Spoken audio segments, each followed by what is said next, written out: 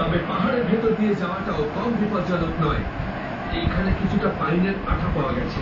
এখানে গাছের গায়ে এই ক্ষতটা দেখুন।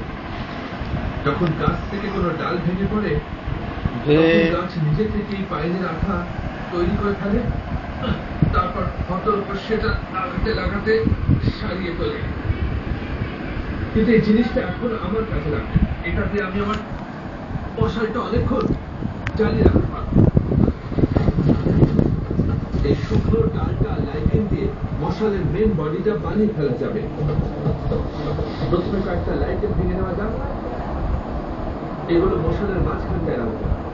মশালটা যখন জ্বলবে তখন এই আঠাগুলো আস্তে আস্তে ঘুরতে থাকবে।